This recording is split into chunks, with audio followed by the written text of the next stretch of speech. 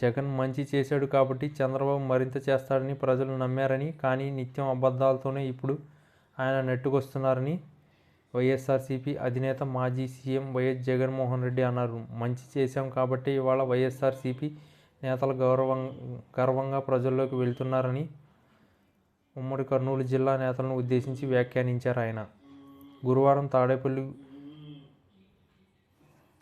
కేంద్ర కార్యాలయంలో జరిగిన భేటీలో వైఎస్ జగన్ మాట్లాడుతూ, రాష్ట్రంలో ఇవాళ ఎట్లాంటి పరిస్థితులు ఉన్నాయో చూస్తున్నాం. వైఎస్ఆర్ కాంగ్రెస్ పార్టీకి మొదటి బీజం కర్నూలు జిల్లా నల్లవ కాలువలోనే పడింది. కేవలం ఇచ్చిన మాట కోసం ఎందాకైనా వెళ్తాం. ఆ ప్రస్తావనలో వైఎస్ఆర్ కాంగ్రెస్ పార్టీ ఆవిర్భవించింది. బలమైన పార్టీగా వైఎస్ఆర్సీపీ ఎదిగింది. ఆ రోజు నుంచి నాతో మీరంతా అడుగులు వేశారు. పార్టీ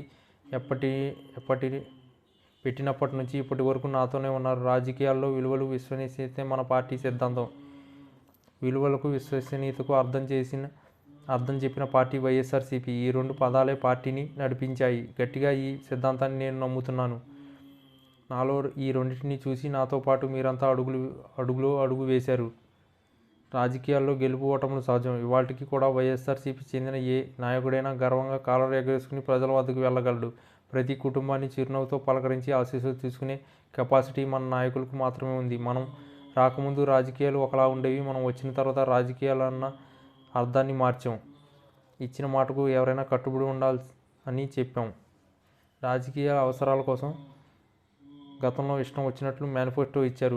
అధికారంలోకి వచ్చిన తర్వాత దాన్ని చెత్తబుట్టలో వేశారు. మనం వచ్చాక మేనిఫెస్టో ఒక పవిత్రమైన గ్రంథం మాదిరిగా భావించాం. ప్రతి అంశాన్ని నెరవేర్చాలని తాపత్రయపడ్డాం. కోవిడ్ ఉన్నా సరే అన్ని హామీలు నెరవేర్చాం. సంక్షోభం ఉన్నా ఏ రోజు సాకులు వెతకలేదు. 99% పైచిలకు హామీలు నెరవేర్చాం. గడప గడపకు ప్రతి ఇంటికి వెళ్ళాం. ఇన్ని చేసినా మనం ఓటమి చెందాం. చంద్రబాబు మాటలను ప్రజలు నమ్మారు. ప్రతి ఇంటికి తన మనుషులను చంద్రబాబు పంపాడు.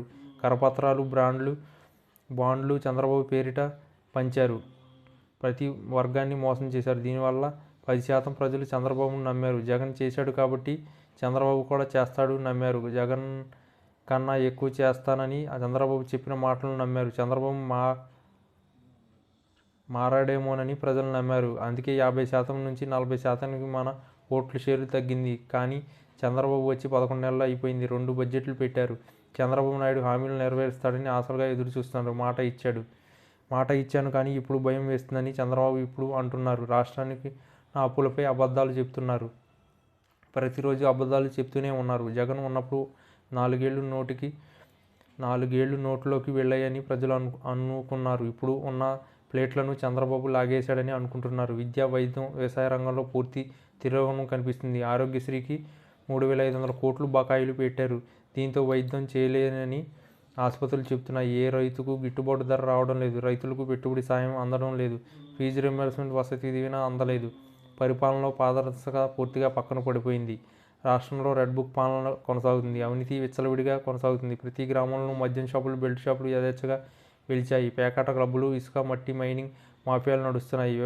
వ్యవస్థలన్నీ పూర్తిగా నాశనం అయిపోయాయి. చంద్రబాబు పాలనలో 6 నెలల తిరక్కముందే ప్రజలకు తోడుగా మనం నిలబడాల్సిన పరిస్థితి వచ్చింది. ప్రజల తరపున పోరాటం పట్టాల్సిన పరిస్థితి వచ్చింది. ఎప్పటికీ పార్టీ శ్రేణులు, నాయకులు కలిసికట్టుగా నిలవాలి. గ్రామస్థాయి నుంచి వ్యవస్థీకృతంగా పార్టీ ఉండాలి. ప్రతి సమస్యలోనూ ప్రజలు తోడుగా నిలవాలి.